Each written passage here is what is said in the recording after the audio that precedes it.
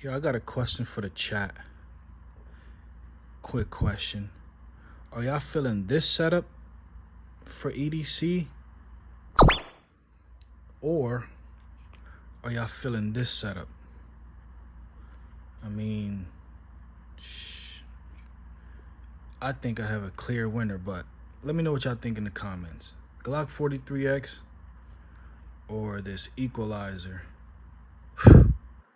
I mean, come on.